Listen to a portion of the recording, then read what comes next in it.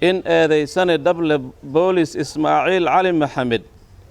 uu yahay dambiile galay dambiga lagu soo eedeeyay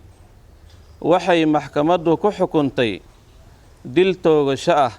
kurada gunsadowka maxkamadda darajada koowaad ee ciidamada qalabkooda qaybta 6aad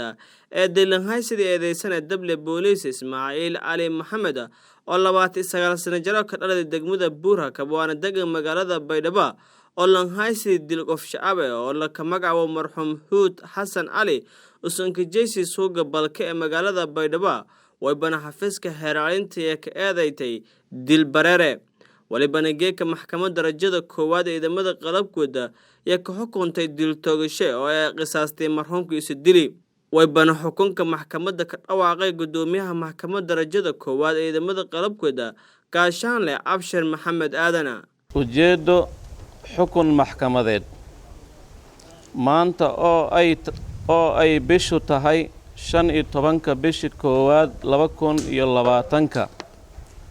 maxkamadda ciidamada qalabka sida qaybteeda 6aad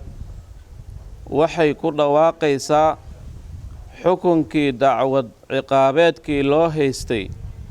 eedaysane dable boolis Ismaaciil Cali Maxamed 29 jir ah ino haajiro Cabdi Maxamed ku dhashay Buura Kabo degan Baydhabo ka tirsan rugta booliska suuqa balka Baydhabo kaas oo xafiiska xeer ilaalinta ciidamada qalabka sida ku soo eedeeyay dambiga ah dil bareer ah asagoo si bareer ah u dilay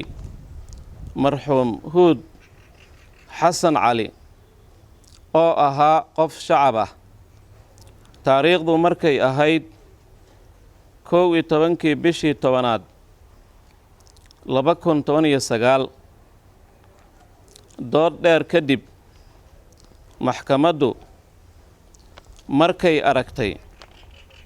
qiraalka eedaysane dable boolis Ismaaciil Cali Maxamed uu ka hor cadeeyay garsoorka hortiisa in marxuumka oo marayay jidka dhexmara rugta booliska suuqa balka Baydhabo kadib uu joojiyay kuna amray in uu dib u laabto markii uu diiday marxuumka ayuu ku riday 2 xabadood mid ka mid ah ay ka haleeshay madaxa gaar ahaana qadaadka kana baxday isha midig maxkamaddu markay dhageysatay marqaatiyaashii la hor keenay maxkamadda horteeda midna ay u dhageysatay marag furkooda waxay maxkamadda ka hor cadeeyeen in uu dable bool Ismaaciil Cali Maxamed uu gacantiisa ku dilay marxuum Huud Xasan Cali markay dhageysatay maxkamaddu doodii qareennada oo ahayd in eedaysanaha loo naxariisto loona eego sifaalaha dambiga fududeeya markay dhageysatay maxkamaddu baaraha dacwadda oo cadeeyay in uu tagay goobtii uu dilka ka dhacay dilkaasna uu ahaa mid kas ah sidaas daraaddeed maxkamadda waxa u cadaatay in eedaysane dable boolis Ismaaciil Cali Maxamed uu yahay dambiile galay dambiga lagu soo eedeeyay waxay maxkamaddu ku xukuntay dil toogasho ah oo ah qisaasta marxuumka Huud Xasan Cali